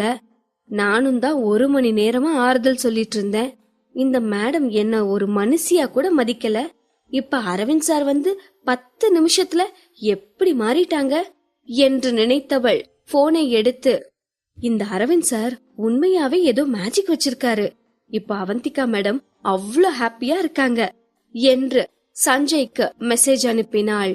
அப்படி பார்த்தா தீக்ஷி கூட ஏதோ மேஜிக் தெரிஞ்சு வச்சிருக்கீங்கன்னு தான் நினைக்கிறேன் என்று பதில் வந்தது. நீங்க என்ன சொல்றீங்கன்னு புரியலையே என்று தீக்ஷி ரிப்ளை அனுப்பவும், தீக்ஷியோட முகத்தை பார்த்தா நான் ஹாப்பி ஆயிடுறேனே என்று அனுப்பிவிட்டு தன்னைத்தானே விசித்திரமாக பார்த்து கொண்டிருந்தான் சஞ்சய். இயல்பாக சஞ்சய் யாரோடும் இப்படி பேசியதில்லை. ஆனால் தற்போதெல்லாம் தீக்ஷியோடு பேசுகையில் அவனை அறியாமல் இப்படியெல்லாம் பேசிவிடுகிறான். இங்கே தீக்ஷிக்கோ சஞ்சய் அனுப்பிய பதிலை பார்த்து முகம் சிவந்து போனது. தலையை கீழே குனிந்து கொண்டு மௌனமாக சிரித்தவள் அதற்கு என்ன பதில் அனுப்புவது என்று தெரியாமல் அப்படியே போனை வைத்துவிட்டு வேலையை பார்க்க ஆரம்பித்தாள். இந்த 1 மணி நேரத்திற்குள்ளேயே ஸ்வீப்பர்ஸை அழைத்து அனு செய்த நாச வேலையை சுத்தம் செய்ய வைத்திருந்தாள் தீக்ஷி. ஆக இப்போது ரூம் பார்ப்பதற்கு நன்றாகத்தான் இருக்கிறது. அவந்திகா தன் ஆபீஸ் அறைக்குள் வந்ததும் காலையில் எதுவுமே நடக்காதது போல் கூலாக வேலை பார்த்து கொண்டிருந்தாள். மதியம் லஞ்சிற்கு பிறகு ஆபீஸில் பெரிதாக வேலை இல்லை. நிறைய பேர் நியூஸ் கலெக்ட் செய்வதற்காக வெளியே சென்றிருந்தார்கள். அதுவரை எதுவும் பேசாமல் அமைதியாக இருந்த தீக்ஷி அவந்திகாவின் அருகில் வந்து, அவந்திகா மேடம், நீங்க எப்படி அந்த அனுக்கு பனிஷ்மெண்ட் கொடுக்க போறீங்க? ரொம்ப சீக்ரெட் மெயின்டைன் பண்றீங்க மேடம், என்கிட்ட கூட சொல்லக்கூடாதா என்று செல்லமாக கோபித்துக் கொண்டாள். அவளை பார்த்து விளையாட்டாக சிரித்த அவந்திகா, எதுக்கு? நான் உன்கிட்ட சொன்னா நீ அத உடனே ஓடி போய் சஞ்சய் கிட்ட சொல்றதுக்கா என்று மிரட்டும் தொனியில் கேட்கவும், தீக்ஷி இதை கேட்டு நாக்கை கடித்து கொண்டாள். அது உங்களுக்காகத்தான் மேடம் கால் பண்ணனேன். நீங்க ரொம்ப உடைஞ்சு போயிருந்தீங்க. உங்களை பார்க்கவே எனக்கு ரொம்ப பயமா இருந்துச்சு. அது மட்டும் இல்லாம நான் இந்த நியூஸ் ஏஜென்சில ஜாயின் பண்ணினதுல இருந்து உங்க கூட தான் வேலை பார்த்துட்டு இருக்கேன். இத்தனை நாள்ல நீங்க ஒரு நாள் கூட அழுததே இல்ல. ஆனா இன்னைக்கு நீங்க அழுதீங்க. அதான் அந்த போட்டோ எவ்வளவு முக்கியம்னு எனக்கு தெரிஞ்சது. இதுக்காகத்தான் நான் சஞ்சய்க்கு கால் பண்ணி இங்க நடந்ததெல்லாம் சொன்னேன். எப்படியோ சஞ்சய் கிட்ட சொன்னா அவர் அரவிந்த் சார் கிட்ட சொல்லுவாரு. அவர் வந்து உங்களை சமாதானப்படுத்துவார்னு நினைச்சேன் என்று பாவமாக முகத்தை வைத்துக்கொண்டு சொன்னாள். இதை கேட்ட அவந்திகா பொய் கோபத்தோடு அவள் காதை பிடித்து திருகவும், ஆ மேடம், பட் நான் நினைச்சதுல என்ன தப்பு?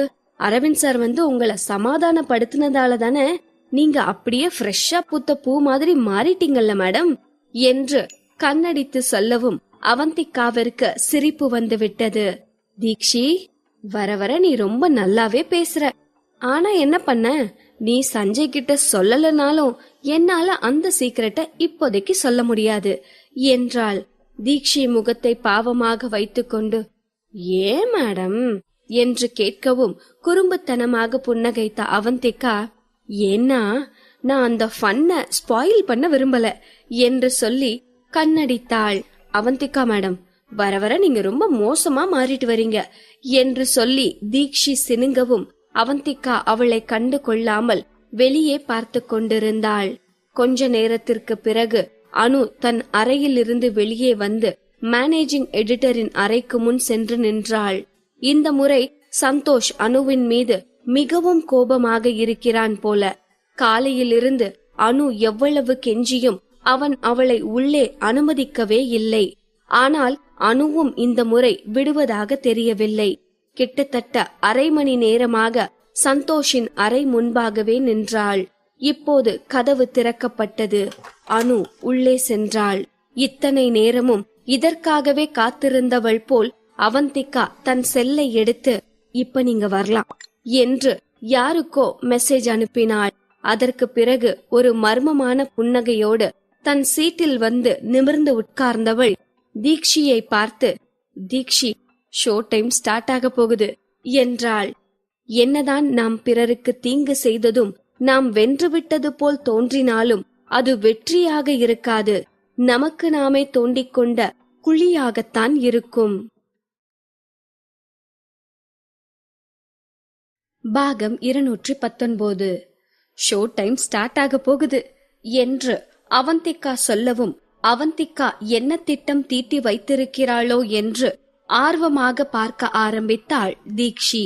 அடுத்த 5 நிமிடத்திற்குள்ளாக இவர்களது ஃப்ளோரில் இருந்த லிப்டுக்குள் இருந்து பார்ப்பதற்கே கொஞ்சம் டெரராக போலீஸ் போல் பலம் வாய்ந்த கரங்களையும் நிமிர்ந்த நடையையும் கூர்மையான விழிகளுமாய் 35 வயது மதிக்கத்தக்க பெண்மணி ஒருவர் வெளியே வந்தார். வந்தவர் நேராக நியூஸ் ஏஜென்சியின் ரிசப்ஷனிஸ்டிடம் வந்து நின்றார். அவரை பார்த்து நட்பாக புன்னகைத்த ரிசப்ஷனிஸ்ட் பவ்யமாக புன்னகைத்து, வெல்கம் மேடம், நீங்க யார பார்க்க வந்திருக்கீங்க? அப்பாயின்மெண்ட் வாங்கியிருக்கீங்களா என்று பணிவாக கேட்டாள். ஆனால் வந்திருந்த பெண்மணியோ காலில் சுடு தண்ணியை ஊற்றியது போல் கொஞ்சம் கூட பொறுமை இல்லாமல், நான் இங்க சந்தோஷ பார்க்க வந்திருக்கேன் என்றாள். ஓ, நீங்க மேனேஜிங் எடிட்டர் மிஸ்டர் சந்தோஷ மீட் பண்ணணுமா? உங்ககிட்ட அப்பாயின்மெண்ட் இருக்கா மேடம்? ஒருவேளை உங்ககிட்ட அப்பாயின்மெண்ட் இல்லனா we are very sorry, உங்களை உள்ள அனுப்ப முடியாது. எனது அப்பாயின்மெண்டா? எப்போல இருந்து சந்தோஷம் மீட் பண்றதுக்கு நான் அப்பாயின்மெண்ட் வாங்கிட்டு வர்ற நிலைமை வந்துச்சு? வழிய விட்டு தள்ளி போங்க என்று சொல்லிக் கொண்டே தடுப்புக்கு வைக்கப்பட்டிருந்ததை எல்லாம் தட்டி விட்டு அந்த பெண் உள்ளே நுழைந்தார். இதை சற்றும் எதிர்பார்த்திடாத அந்த ரிசப்ஷனிஸ்ட், ஹே ஹலோ, யாருமா நீங்க? நீங்க பாட்டுக்கு வரீங்க, உள்ள போறீங்க. இது நியூஸ் ஏஜென்சி, பப்ளிக் எல்லாம் உள்ள போக கூடாது. இதை கேட்டதும் அந்த பெண் அப்படியே நின்று அந்த ரிசப்ஷனிஸ்டை முறைத்து பார்த்தவர், என்னது சாதாரண பப்ளிக்கா? சரி, நான் யாருன்னு உங்களுக்கு சொல்றேன். நான் உங்க மேனேஜிங் எடிட்டரோட வைஃப். இதை கேட்டதும் அந்த ரிசப்ஷனிஸ்ட் அதிர்ந்து போனார். என்னது, மேனேஜிங் எடிட்டருக்கு கல்யாணம் ஆகிருச்சா? அந்த ரிசப்ஷனிஸ்ட் சத்தமாக கேட்டே விட்டார். அந்த ரிசப்ஷனிஸ்டுக்கு மட்டுமல்ல, ஆபீஸில் வேலை செய்த அனைவருக்குமே இது அதிர்ச்சிதான். அனைவரது எக்ஸ்பிரஷனையும் வைத்தே புரிந்து கொண்டவள், ஓ, அப்ப தனக்கு கல்யாணம் ஆகிருச்சுன்னு கூட அந்த ஆள் உங்ககிட்ட எல்லாம் சொல்லலையா? சரிதான், வழிய விடு, இப்ப போய் அவனை கவனிச்சுக்கிறேன் என்று சொன்னவள் வேகமாக உள்ளே வந்து அங்கிருந்த ஒரு பணியாளரிடம், சந்தோஷோட ரூம் எது என்று கேட்டார். ஏற்கனவே இங்கு நடந்த கலேபரத்தில் பதறி போயிருந்தவர் வேறு எதுவும் கேட்காமல் சந்தோஷின் ரூமை கை காட்டினார். அந்த பெண்மணி நேரே சென்று டோரை திறந்து பார்க்க அந்த டோர் உள்ளே லாக் செய்யப்பட்டிருந்தது. இப்படியெல்லாம் நடக்கும் என்று அந்த பெண் முன்னரே யூகித்து தன்னோடு ஒரு லாக்கை ஓபன் செய்பவனையும் அழைத்து வந்திருந்தார். சந்தோஷின் மனைவி அழைத்து வந்திருந்த நபர் 5 நிமிடத்தில் வேலையை முடித்துவிட ஆக்ரோஷம் கொண்ட புயல் போல் அவர் அந்த அறையை திறந்து கொண்டு உள்ளே சென்றார். அங்கே அவரை வரவேற்ற காட்சி பார்ப்பவர்களின் கண்களை கூச வைப்பதாக இருந்தது. நீட்டாக உடை அணிந்து சந்தோஷ் சேரில் அமர்ந்து தலையை பின்னால் சாய்த்து மிகவும் திருப்திகரமான உணர்ச்சியில் இருக்க, அனு அவரது கால்களுக்கு இடையே குனிந்து நின்று கொண்டிருந்தாள். நல்ல வேளையாக அவர்களுக்கு முன்னால் ஒரு டேபிள் இருந்ததால் அவர்கள் என்ன செய்து கொண்டிருக்கிறார்கள் என்பதை கதவருகில் இருந்தவர்களால் தெளிவாக பார்க்க முடியவில்லை. இந்த கண்கொள்ளாத காட்சியை பார்க்கவும் வேண்டுமா என்ன? சந்தோஷின் முகபாவனைகளை, அவன் எந்தவிதமான இன்பத்தில் மூழ்கி இருக்கிறான் என்பதை அவன் மனைவிக்கு தெளிவாக காட்டிக் கொண்டிருந்தது. சந்தோஷும் அனுவும் அவர்களுக்கான இன்ப உலகில் மூழ்கி போய் நிஜ உலகை மறந்து விட்டிருந்ததால் சந்தோஷின் மனைவி பூட்டை நீக்கிக் கொண்டிருந்த சத்தம் அவர்கள் இருவருக்கும் கேட்காமல் போனது. இப்போது திடீரென்று கதவு திறக்கப்பட்டதும் சந்தோஷ் தனது சேரில் இருந்து துள்ளி எழுந்தான். எழுந்ததும் அவள் கண் முன்னால் நின்ற பெண் ஏதோ பாசக்கயிற்றை வைத்துக் கொண்டு நின்று கொண்டிருக்கும் யமதர்மன் போல் தெரிந்தார். சந்தோஷின் கண்கள் அதிர்ச்சியில் பெரிதாக விரிந்தது.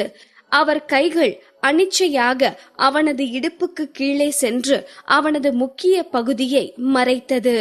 யாரும் வெளிப்படையாக எதையும் பார்க்கவில்லை என்றாலும் கற்பனைக்கு இடமில்லாமல் அங்கே என்ன நடந்திருக்கும் என்பது அனைவருக்கும் புரிந்தது. அவனது அறைக்கு முன்னால் கூடியிருந்த சிறு கூட்டம் எப்போதும் போல் இப்போதும் வாயை பிளந்து கொண்டு அங்கே நடப்பதை பார்த்து கொண்டிருந்தார்கள். அவந்திகாவும் இந்த கூட்டத்திற்கு பின்புறம் இருந்து இங்கே நடப்பதைத்தான் பார்த்து கொண்டிருந்தாள். அனைவரும் சந்தோஷை பார்க்க அவந்திகாவின் கண்கள் மட்டும் அனுவைத்தான் பார்த்து கொண்டிருந்தது. அவந்திகாவிற்கே இந்த சீன் சர்ப்ரைஸாகத்தான் இருந்தது. ஏதோ கைகளை தொட்டு கொண்டிருப்பார்கள், முத்தம் கொடுத்து கொண்டிருப்பார்கள் என்று அவந்திகா நினைத்திருக்க, உள்ளே இவர்களுக்காக ஃப்ரீ ஷோவே ஓட்டிக் கொண்டிருக்கிறார்கள். அனு சந்தோஷோடு தன்னை இருத்திக் கொள்ள ஆபீஸிலேயே இவ்வளவு கேவலமான வேலையெல்லாம் செய்வாள் என்று அவந்திகா நினைத்திருக்கவில்லை. இப்போது சந்தோஷின் அதிர்ச்சியான குரல் அனைவருக்கும் கேட்டது. அமுதா, நீ இங்க என்ன பண்ற? எப்படி வந்த? இதை கேட்டதும், என்னது, நான் இங்க என்ன பண்றேனா? ஏன் சிவ பூஜையில கரடி மாதிரி வந்துட்டேனா என்று கத்திக்கொண்டே சந்தோஷை நோக்கி சென்றாள். சென்ற வேகத்தில் பளார் என்று சந்தோஷின் கன்னத்தில் ஒரு அறை விட்டவள் மறு கையால் டேபிளிற்கு கீழே மறைந்திருந்த அனுவின் தலைமுடியை பற்றி மேலே இழுத்தார். அவள் இழுத்த வேகத்தில் மேலே வந்த அனுவின் உடைகள் கலைந்திருப்பதையும் அவள் உதடுகள் கொஞ்சம் வீங்கிச் சிவந்திருப்பதையும் எல்லோராலும் பார்க்க முடிந்தது. ஏற்கனவே சந்தோஷை பார்த்து என்ன நடந்திருக்கும் என்று யூகித்திருந்தவர்களுக்கு இப்போது அனுவை பார்த்ததும் மறுபேச்சிற்கே இடமில்லாமல் தெரிந்துவிட்டது. அவந்திகாவையும் தீக்ஷியையும் தவிர அனைவரும் தங்கள் கண்களையே நம்ப முடியாமல் தான் பார்த்து கொண்டிருந்தனர். ஏற்கனவே கோபத்தில் கொதித்து கொண்டிருந்த சந்தோஷின் மனைவிக்கு அனுவின் இந்த கோலம் இன்னும் கோபத்தை கூட்டியது.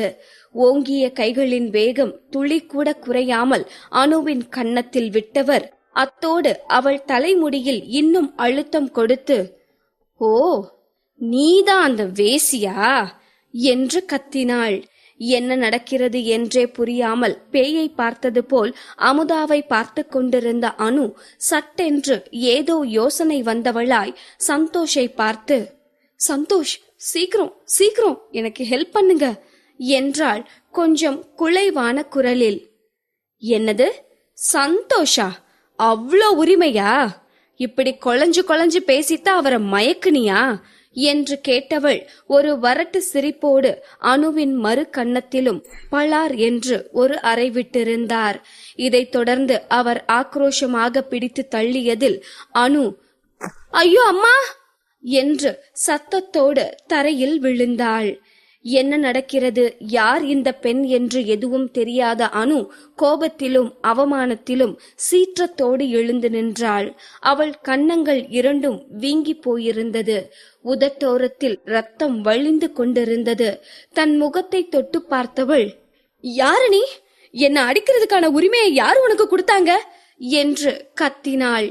இதை கேட்டு சத்தமாக சிரித்த அந்த பெண், ஓ, இந்த கேள்வியை கேக்குற அளவுக்கு உனக்கு தைரியம் இருக்கா? கொஞ்ச நேரத்துக்கு முன்ன நீ பண்ணிட்டு இருந்தியே ஒரு கேவலமான வேலை, அதுக்கு நான் கொடுக்கிற பரிசு தான் இது. இந்த அநாகரிகமான வார்த்தைகளை கேட்டதும் அனுவின் மனம் ஆத்திரத்தில் பொங்கியது. நானும் என் பாய் ஃப்ரெண்டும் என்ன வேணும்னாலும் பண்ணுவோம், அத கேட்க நீ யாரு? இது உனக்கு தேவையில்லாத விஷயம். காரணமே இல்லாம நீ என்ன அடிச்சிருக்க. நான் இப்பவே போலீஸ கூப்பிடுறேன். அனுவிற்கு வலியிலும் அவமானத்திலும் அழுகை முட்டிக்கொண்டு வந்தது. இன்றைய நாள் இப்படி இருக்கும் என்று அனு நினைத்து கூட பார்க்கவில்லை. நேற்று அவந்திகா எழுதிய ஆர்டிக்கிளில் நடிகை லிசா என்று அந்த நடிகையின் உண்மையான பெயரை போட்டதும் மறுநாள் அவந்திகாவிற்கு நடக்க இருக்கும் அவமானங்கள் குறித்து விடிய விடிய கனவு கண்டு கொண்டிருந்தாள். ஆனால் அனைத்தும் தலைகீழாக நடந்து கொண்டிருக்கிறது. என்னதான் காலையிலிருந்து சந்தோஷ் அவளிடம் கடுமையாக நடந்து கொண்டிருந்தாலும் இவ்வளவு நேரம் தன் ஈகோவை விடுத்து கெஞ்சி சந்தோஷுடன் இணைந்திருக்கிறாள். அனைத்தும் சரியாகிவிட்டது என்று நினைத்து கொண்டிருக்கையில் எங்கிருந்தோ வந்த ஒரு பெண் இவளை போட்டு துவைத்து கொண்டிருக்கிறாள். வேகமாக போனை எடுத்தவள் போலீசிற்கு கால் செய்ய போக சந்தோஷ் அவள் போனை பிடுங்கி, நீ என்ன பண்ணிட்டு இருக்கேன்னு உனக்கு தெரியுதா என்றான் கோபமாக. அனுவின் கண்கள் கோபத்தில் சிவந்தது. இந்த பொம்பளை யாரா வேணும்னாலும் இருக்கட்டும், எவ்வளவு பெரிய ஆபீசரா வேணும்னாலும் இருக்கட்டும், அவ என்ன அடிச்சிருக்கா, நான் அவளை சும்மா விட போறதில்ல. போலீஸ்க்கு போன் பண்ணி அவளை என்ன செய்யறேன்னு பாரு என்று கத்தினாள். போலீஸ்க்கு நீ கால் பண்ண கூடாது. சந்தோஷின் குரல் உறுதியாக வந்தது. ஏன் நான் போன் பண்ணக்கூடாது என்று பதிலுக்கு அனு சீறிக்கொண்டிருக்க மீண்டும் ஒரு கொடூரமான சிரிப்பு சத்தம் கேட்டது. சிரித்துக்கொண்டே கண்களில் அலட்சியத்தோடு அனுவை பார்த்தவர், ஏன் போன் பண்ணக்கூடாதா? ஏன்னா போன் பண்றதுக்கு உனக்கு எந்த உரிமையும் இல்ல. அதே மாதிரி உன்னை அடிக்கிறதுக்கும் என்கிட்ட சரியான காரணம் இருக்கு. இப்போதுதான் அனுவிற்கு வந்தவள் ஆபீசர் கிடையாது, ஒருவேளை சந்தோஷின் உறவுக்கார பெண்ணாக இருப்பாளோ என்று தோன்றியது. உனக்கும் சந்தோஷுக்கும் என்ன தொடர்பு என்று திக்கி திக்கி கேட்டாள் அனு. இதை கேட்டதும் அந்த பெண்ணிற்கு இன்னும் கோபம் அதிகமாகத்தான் வந்தது. நான் அவரோட பொண்டாட்டி, உனக்கு இது தெரியாதுன்னு மட்டும் சொல்லிராத, போதும் உன்னோட இன்னசென்ட் ஆக்டிங் எல்லாம் என்று சந்தோஷின் மனைவி சொல்லவும் உண்மையிலேயே அனு அதிர்ந்துதான் போனாள். அனு அதிர்ந்து நிற்க அதற்குள்ளாக அனுவின் முடியை பிடித்தவள் மீண்டும் அனுவின் கன்னத்தில் ஒரு அறை விட்டிருந்தாள். இப்படி அடுத்தவ புருஷன் பின்னாடி அலையிற உன்ன மாதிரி கேடுகட்ட பிறவிய என்ன செய்யலான்னு நான் இன்னைக்கு காட்டுறேன் என்று சொல்லிக்கொண்டே அனுவின் மூக்கில் ஒரு குத்து விட்டிருந்தாள். அனுவிற்கு இந்த அடியெல்லாம் கூட உரைக்கவில்லை. அவள் மனம் பல கேள்விகளால் நிறைந்திருந்தது. இவ சந்தோஷோட மனைவியா? சந்தோஷம் நானும் தானே கல்யாணம் பண்ணிக்க இருந்தோம். எப்படி திடீர்னு நான் சந்தோஷோட கள்ளக்காதலியா மாறினேன்? இதையெல்லாம் யோசிக்கும் போதே அனுவிற்கு நேற்று வரை தான் அவந்திகாவை கள்ளக்காதலி என்று சொல்லி பேசிய வார்த்தைகள் எல்லாம் நினைவிற்கு வந்தது. அனு இதையெல்லாம் யோசித்துக் கொண்டிருக்க அதற்குள்ளாக அந்த பெண் அனுவின் வயிற்றிலேயே குத்தியிருந்தாள். வலி தாங்காமல் துடித்த அனு, ப்ளீஸ் என்ன விட்டுருங்க, எனக்கு தெரியாது, சத்தியமா எனக்கு தெரியாது என்று கதற ஆரம்பித்தாள். அவள் கதறலை பார்த்து ஒரு நிமிடம் அந்த பெண் அமைதியாக நிற்க இந்த சந்தர்ப்பத்தை பயன்படுத்திய அனு, எவ்வளோ தைரியம் இருந்தா என்னவே நீ அடிப்ப என்று சொல்லி அந்த பெண்ணை அடிப்பதற்காக கை ஓங்கினாள். அவள் கை அந்த பெண்ணின் முகத்தில் படுவதற்கு முன்னால் சந்தோஷ் அனுவின் கைகளை பிடித்திருந்தான். அனு, அமுதாவை அடிச்சேன்னா அவ்வளோதான், அவன் குரல் எச்சரிப்பது போல் இருந்தது. அவள் கைகளை அசைக்க முடியாதபடி பலமாக பிடித்திருந்தான். இதை பயன்படுத்திக் கொண்ட அவனது மனைவி மீண்டும் அனுவிற்கு பலமான ஒரு அறை விட்டிருந்தார். இந்த முறை அனுவின் கன்னங்களில் இருந்தே ரத்தம் வர ஆரம்பித்தது. அனு அவனது மனைவியை அடிக்கும் போது தடுத்தவன், அதுவே அவன் மனைவி அனுவை அடிக்கும் போது இதற்கும் எனக்கும் சம்பந்தம் இல்லை என்பது போல் நடந்து கொள்கிறான். இதை பார்த்த அனுவிற்கு சந்தோஷ் இத்தனை நாள் தன்னை ஏமாற்றி பயன்படுத்தியதை நினைத்து ஆத்திரமாக வந்தது. தன் கால் முட்டியை உயர்த்தி அவன் முக்கிய புள்ளியில் ஒரு உதை விடவும் சந்தோஷ் அப்படியே சுருண்டு கீழே விழுந்தான். இவர்களை சுற்றி இத்தனை பேர் வேடிக்கை பார்த்து கொண்டிருந்தாலும் யாருக்குமே இங்கு நடப்பதை தடுக்கும் துணிவு இல்லை. அவந்திக்காவும் இங்கு நடப்பது அனைத்தையும் அமைதியாக பார்த்து கொண்டிருந்தாள். தீக்ஷியோ ஏதோ படத்தில் வரும் ஃபைட் சீன் பார்ப்பது போல் வாயை பிளந்து கொண்டு பார்த்து கொண்டிருந்தாள். இதற்குள்ளாக தட்டு தடுமாறி எழுந்த சந்தோஷ் அனுவின் வயிற்றில் மீண்டும் ஒரு குத்து விட்டிருந்தான். இப்போது அனு தனி ஆளாக நிற்க அவளுக்கு எதிராய் சந்தோஷும் அவனது மனைவியும் இணைந்து நின்றார்கள். அனுவால் அந்த இருவரையும் எதிர்த்து ஒன்றும் செய்ய முடியவில்லை. அடிப்பட்ட புலி போல் அந்த அறையின் ஒரு மூலையில் சுருண்டு அமர்ந்திருந்தாள். அவந்திகா மேடம், சந்தோஷ்க்கு கல்யாணம் ஆகிருச்சின்னு உங்களுக்கு எப்படி தெரியும் என்று ஆர்வம் தாங்காமல் மெல்லிய குரலில் அவந்திகாவிடம் கேட்டாள் தீக்ஷி. ஆபீஸில் இருக்கும் யாருக்குமே சந்தோஷின் சொந்த விஷயங்கள் பற்றி தெரியாது. அது மட்டும் இல்லாமல் ஆபீஸில் இருக்கும் அனைவருக்கும் தெரியும்படி தனக்கும் சந்தோஷிற்கும் இருக்கும் உறவை அனு சொல்லியிருந்தாள். சந்தோஷ் ஒரு நாளும் அதை மறுக்கவில்லை. அதனால் நியூஸ் ஏஜென்சியில் இருக்கும் யாருக்கும் அவன் திருமணம் ஆனவன் என்ற சந்தேகம் கூட வந்ததில்லை. நான் ஒரு நாள் எதச்சையா சந்தோஷ் கையில இருக்க மோதிரத்தை பார்த்தேன். அனு வெட்டிங் ரிங்னு காமிச்ச மோதிரமும் அப்ப அவன் கையில இருந்த மோதிரமும் வேற வேற. இதுலயே எனக்கு கொஞ்சம் சந்தேகம் வந்துச்சு. அப்புறம் அவன் போன்ல வேற ஒரு பொண்ணோட போட்டோ பார்த்தேன். அப்போ கன்ஃபார்மே ஆகிடுச்சு என்று சொன்னவள் மீண்டும் அங்கு என்ன நடக்கிறது என்று அனுவை பார்க்க ஆரம்பித்தாள். சூப்பர் மேடம், நீங்க செம பிரில்லியன்ட் என்று சொன்ன தீக்ஷியும் அனுவை பார்த்தாள். இப்போது அவள் நிலையை பார்க்க கொஞ்சம் பரிதாபமாகத்தான் இருந்தது. இருந்து என்ன செய்ய, முன்னர் அவள் செய்ததையெல்லாம் நினைத்தவர்கள் அமைதியாக அனு அடி வாங்குவதை பார்த்து கொண்டிருந்தார்கள். சும்மாவா சொல்லி வைத்தார்கள், தன் வினை தன்னை சுடுமென்று.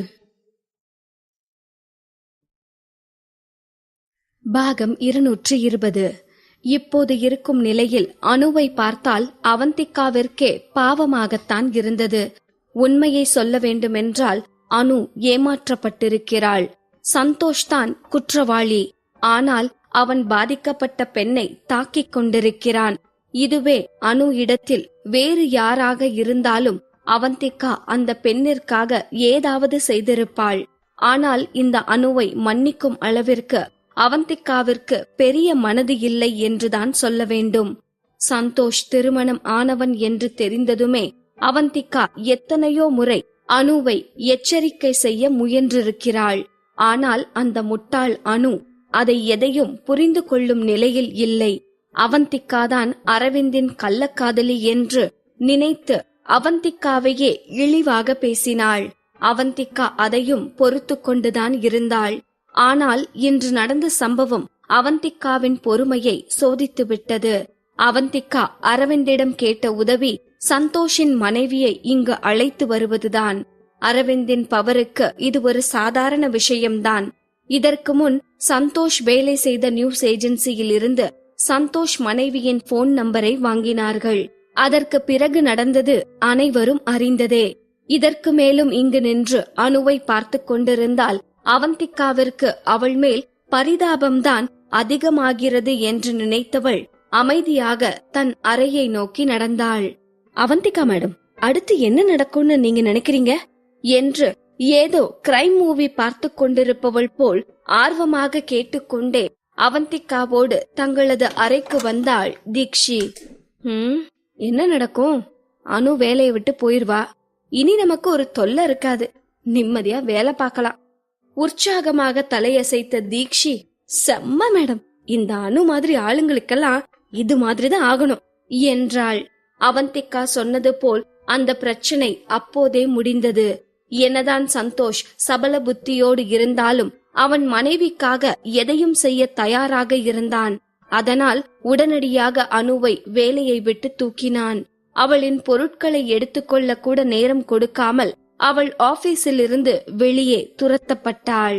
உங்க 2 பேரையும் நான் சும்மா விட மாட்டேன், நான் உங்க மேல கேஸ் போட போறேன் என்று அனு கத்திக் கொண்டிருக்க, கேஸ் தானே, போ போ, இப்பவே என் மேல போய் கேஸ் போடு. மிஞ்சி மிஞ்சி போனா உனக்கு நஷ்ட ஈடு கொடுக்க வேண்டியிருக்கும், அத நான் கொடுத்துடுறேன். நீ ஒன்னும் சின்ன குழந்தை கிடையாது. என்ன நடந்துச்சோ அது 2 பேர் சம்மதத்தோட தான் நடந்துச்சு. இங்க யாரும் உன்னை பலாத்காரம் பண்ணல. சோ உன்னால என்ன முடியுமோ பண்ணிக்கோ என்று திமிராக பதில் அளித்தான் சந்தோஷ். என்னதான் ஆபீஸை விட்டு வெளியே செல்ல மாட்டேன் என்று அனு தர்ணா பண்ணி கொண்டிருந்தாலும் செக்யூரிட்டியை வைத்து அனுவை அப்படியே தரதரவென்று இழுத்து கொண்டு போய் வெளியே போட்டு கதவை சாத்தினார்கள். வெளியே துரத்தப்பட்டதற்கு பிறகும் அனு பேசுவதை நிறுத்தவில்லை. மனதில் என்னென்ன தோன்றுகிறதோ அதையெல்லாம் சொல்லி சந்தோஷையும் அவன் மனைவியையும் திட்டிக் கொண்டிருந்தாள். என்ன வெளியே துரத்திட்டா உன் புருஷ சுத்தமானவன்னு நினைச்சிட்டு இருக்கியா? நான் ஒன்னும் அவனோட ஃபர்ஸ்ட் அஃபேர் கிடையாது. இதே ஆபீஸ்ல அவந்திக்கான்னு ஒருத்தி வேலை செய்யறா. என்னை விட அவளுக்கும் உன் புருஷனுக்கும் தான் பழக்கம் ஜாஸ்தி. என்னை விட அவ பெரிய மாயக்காரி. இப்படி அடுத்தவ புருஷனை மயக்கிறதையே தான் வேலையா பாத்துட்டு இருக்கா. இந்த வார்த்தைகளை கேட்டதும் சந்தோஷின் மனைவி சந்தேகம் நிறைந்த கண்களோடு அவந்திக்காவை பார்த்தார். அவந்திக்காவிற்கு இந்த நிலையை நினைத்து அழுவதா சிரிப்பதா என்றே தெரியவில்லை. ஏ அவந்திகா, இந்த கேடு கெட்டவளுக்காகவா நீ பரிதாபப்பட்ட? இந்த அணுவுக்கு உடம்பு மொத்தமும் விஷம். இவ்ளோ அசிங்கப்பட்டும் திருந்தாம ஒன்ன அவமானப்படுத்தணும்னு நினைக்கிறானா? இவள எந்த மாதிரி பிறவின்னு எடுத்துக்கிறதுனே தெரியல என்று நொந்து கொண்டாள் அவந்திகா. அனு, உனக்கு என்ன பைத்தியம் பிடிச்சிருச்சா? என்ன பேசுறோன்னு தெரிஞ்சுதான் பேசுறியா என்று அவந்திகா கோபத்தோடு கேட்க, உன் கோபமெல்லாம் என்ன ஒன்னும் பண்ணாது என்பது போல் நின்று கொண்டிருந்தாள் அனு. அதற்குள்ளாக உள்ளே புகுந்த சந்தோஷ், ஐயோ அம்மு, இந்த ஒழுக்கம் கெட்டவ சொல்றது எல்லாம் நம்பாத. சத்தியமா சொல்றேன், வேற யாரும் இல்ல, இந்த அனு மட்டும்தான். நான் பண்ணுனது தப்புதான், என்ன மன்னிச்சிராமு என்று கெஞ்சினான். அவ ஒழுக்கம் கெட்டவனா? நீ மட்டும் என்ன யோக்கியமா? நீ பண்ணுன வேலைக்கு நீ சொல்றத வேற நம்ப சொல்றியா என்று கத்திய அந்த பெண் அவந்திகாவையும் அனுவையும் மாறி மாறி பார்த்தாள். அமுதா குழம்பி விட்டதை உணர்ந்த அனு குஷியாக தன் வேலையை தொடர்ந்தாள். அவளை நல்லா பாருங்க, எந்த ஆம்பளைக்குத்தான் இப்படி ஒரு பொண்ண பிடிக்காது? நான் கூட ஆபீஸ்ல மட்டும்தான், அவதான் எங்கெங்கயோ சுத்தி இருக்கா. இதை கேட்டதும் அவந்திகாவிற்கு என்ன செய்வதென்றே புரியவில்லை.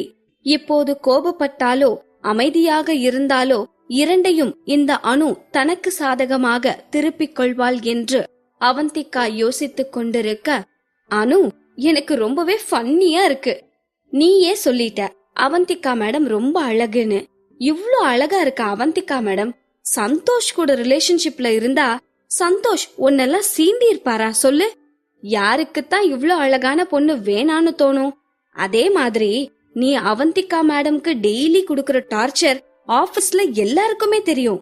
ஒருவேளை சந்தோஷ் சார் அவந்திகா மேடம் கூட தொடர்புல இருந்திருந்தா நீ பண்றதெல்லாம் பாத்துட்டு இப்படி சும்மா இருந்திருப்பாரா என்றாள் தீக்ஷி. தீக்ஷி பேசியதை கேட்டு கொதித்து கொண்டிருந்த அனு, உங்க மேடம் என்னதான் பெரிய அழகியா இருந்தாலும் அடுத்த வேளை சாப்பாட்டுக்கே வழி இல்லாமத்தானே இருக்கா. அதோட கால் உடைஞ்ச தம்பிய வேற வச்சிருக்கா. இவ சம்பாதிக்கிறது இவங்க 2 பேர் சாப்பாட்டுக்கே பத்தாது. இதுல எங்க இருந்து இவ தம்பியோட ட்ரீட்மெண்ட்லாம் பார்க்க முடியும்? மேனேஜிங் எடிட்டர் மாதிரி ஒரு ஆள் இருந்தா தானே இவ பண தேவைய பூர்த்தி பண்ணிக்க முடியும். நம்ம மேனேஜிங் எடிட்டர் கூட ஒரு நாள் அவ தம்பியோட ட்ரீட்மெண்ட்டுக்கு 20 லட்சம் பணம் தரேன்னு சொன்னாரு என்று சொன்னவள் சுற்றி நின்று கொண்டிருந்த டீம் 1 ஆட்கள் அனைவரையும் திரும்பி பார்த்து, எல்லாருக்குமே தெரியும், நீங்க வேணும்னா யார்கிட்ட வேணும்னாலும் கேட்டு பாருங்க என்றாள். சந்தோஷின் மனைவியும் சந்தோஷும் அடித்த அடியில் அனுவால் நேராக நிற்க கூட முடியவில்லை. அவள் முகமெல்லாம் வீங்கி போய் உதடு கிழிந்து கை கால்கள் சிராய்த்து யார் என்றே அடையாளம் காண முடியாத அளவு சிதைந்து போயிருந்தாள். ஆனால் இன்னும் அவளது பழிவாங்கும் உணர்ச்சி மட்டும் குறைந்ததாக தெரியவில்லை. இந்த நிலையிலும் அவந்திகாவை எப்படியாவது அசிங்கப்படுத்த வேண்டும் என்று துடித்துக் கொண்டிருக்கிறாள். அனு பேசிய பேச்சை கேட்டு இன்னும் அதிகம் குழம்பி போன சந்தோஷின் மனைவி டீம் 1 இருக்கும் அனைவரையும் கேள்வியோடு பார்த்து கொண்டிருந்தாள். டீம் 1 இருக்கும் அனைவருக்கும் தெரியும் இந்த அனு எவ்வளவு மோசமானவள் என்று. அத்தோடு அவள் அவந்திகாவின் மீது வீண் பழி போடுவதும் தெரியும். ஆனால் யாரும் ஒரு வார்த்தை கூட பேசவில்லை. என்னதான் அனு இப்போது ஆபீஸில் இருந்து விரட்டி அடிக்கப்பட்டிருந்தாலும் அனுவின் அத்தை ரேகா தான் இன்னும் அவர்களது சீஃப் எடிட்டர். அவளை பகைத்து கொண்டு எவ்வாறு இவர்களால் இந்த ஆபீஸில் வேலை செய்ய முடியும்? அந்த பயத்தில் அனைவரும் எதுவும் பேசாமல் தலை குனிந்து நின்று கொண்டிருந்தார்கள். அவந்திகாவால் பொறுக்க முடியவில்லை. அனு, உன்னோட அற்ப புத்தியை இங்க காட்டிட்டு இருக்காத என்று பல்லை கடித்துக் கொண்டு கோபமாக சொன்னாள். அற்ப புத்தியா? நீ இப்படியெல்லாம் பேசுறதால நீ ஒன்னும் பத்தினி ஆகிர முடியாது. நீ உண்மையிலேயே மேனேஜிங் எடிட்டர் கூட தொடர்புல இல்லன்னு உன்கிட்ட என்ன எவிடன்ஸ் இருக்கு என்று ஏளனமாக கேட்டாள் அனு. அவள் இந்த வார்த்தையை சொன்ன அடுத்த நொடி வாசல் புறமிருந்து நான் தான் எவிடன்ஸ் என்று ஒரு கம்பீரமான குரல் ஒலித்தது. அந்த நேரம் ஆபீஸ் மொத்தமும் சைலண்டாக இருந்ததால் அந்த குரல் என்ன சொல்லியது என்று அனைவருக்கும் தெளிவாகவே கேட்டது. யார் இதை சொன்னது என்று அனைவரும் குரல் வந்த திசையில் திரும்பி பார்க்க வெள்ளை நிற கோட் அணிந்த ஒரு மனிதன் உள்ளே வந்து கொண்டிருந்தான். அங்கிருக்கும் யாருக்கும் அந்த மனிதன் யார் என்றே அடையாளம் தெரியவில்லை. அந்த மனிதனின் நேர்த்தியான உடையும் கம்பீரமான நடையும் கண்டிப்பாக அவன் சாதாரண குடும்பத்திலிருந்து வந்தவன் இல்லை என்பதை அனைவருக்கும் தெரிவித்தது. அவனை பார்த்ததும் யார் என்று தெரியாமல் அனுவின் கண்கள் சுருங்கியது. அலுவலகத்தில் இருக்கும் மற்றவர்களும் அவனை ஆச்சரியமாக பார்த்து கொண்டிருக்க, இவன் வரவை இங்கே இப்போது துளியும் எதிர்பார்த்திடாத அவந்திகா, சூர்யா, நீ எப்படி இங்க வந்த என்றாள் ஆச்சரியமாக. ஆபீஸில் இருக்கும் அனைவர் முன்னிலையிலும் அவனை சுகி என்று செல்ல பெயர் சொல்லி அழைப்பதை அவள் விரும்பவில்லை. அதனால்தான் கொஞ்சம் மரியாதையாக சூர்யா என்று அழைத்தாள். சூர்யாவிற்கு இது புரிந்தது. எப்போதும் போல் சூர்யாவின் முகம் இன்று விளையாட்டுத்தனமாகவோ அன்பும் கனிவும் நிறைந்ததாகவோ இல்லை. இத்தனை நாட்களாக அவந்திகா பார்த்திருக்காத கோபத்தோடு நின்றிருந்தான். நான் இங்க வந்ததால தானே இந்த ஆபீஸ்ல எல்லாரும் உன்னை எப்படி நடத்துறாங்கன்னு தெரிஞ்சுக்க முடிஞ்சது. இப்படிப்பட்ட கீழ்த்தரமான மனுஷங்க இருக்க இடத்துல நீ வேலை செஞ்சிட்டு இருக்க என்று அவந்திகாவை கடிந்து கொண்டவன் சுற்றி இருந்த அனைவரையும் எரித்து விடுவது போல் பார்த்தான். அவந்திகாவின் கையை இறுக பற்றி கொண்டு, நான் சூர்யா, இந்திய பொருளாதாரத்திலேயே ஒரு முக்கிய புள்ளியா இருக்க தேவன் குடும்பத்தோட வாரிசு, சூர்யா என்டர்பிரைசஸோட தனிப்பட்ட ஓனர். அப்படி இருக்க நானே உங்க அவந்திகாவை என்ன கல்யாணம் பண்ணிக்க சொல்லி தினம் முயற்சி பண்ணிட்டு இருக்கேன். உங்க ஆபீஸுக்கு பொக்கே அண்ட் உங்களுக்கு ஸ்வீட்ஸ் எல்லாம் வந்திருக்குமே, அத சென்ட் பண்ணினது நான் தான். அண்ட் அடுத்த நாள் அந்த பொக்கேவை உங்க அவந்திகா தூக்கி போட்டுட்டு அந்த டெலிவரி மேன ஓட ஓட விரட்டினாங்களே, அதெல்லாம் யாரும் மறந்திருக்க மாட்டீங்கன்னு நினைக்கிறேன். என்னையவே நிராகரிச்ச இந்த அவந்திகா உங்க மேனேஜிங் எடிட்டர் எல்லாம் திரும்பி பாப்பான்னு நினைக்கிறீங்களா? அவன் இதை சொல்லி முடித்ததும் அங்கு ஒரு அசாத்திய அமைதி நிலவியது.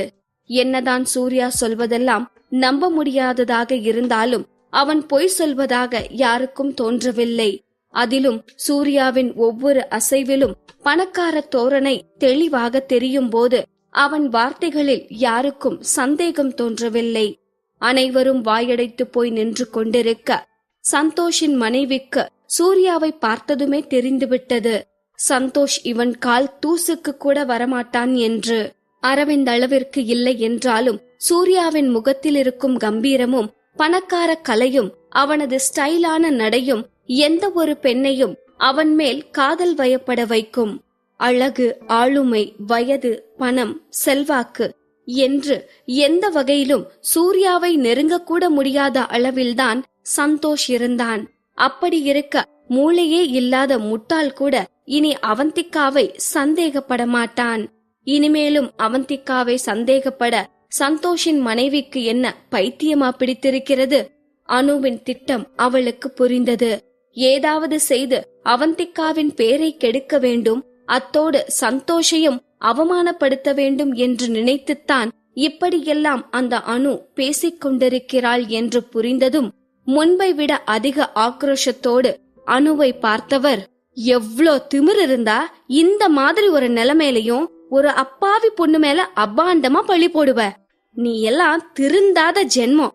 உன்னை உயிரோட விட்டா தானே நீ போய் இன்னொரு குடும்பத்தை கெடுப்ப. இப்பவே உனக்கு ஒரு நல்ல பாடம் கத்துத்தரேன் என்று சொன்னவர் வேகமாக அனுவை நோக்கி சென்றார். அனுவுக்கு புரிந்துவிட்டது, இனி ஒரு நிமிடம் இங்கு நின்றாலும் அவள் உயிருக்கே ஆபத்து என்று. வேகமாக லிப்டை ஆன் செய்தாள்.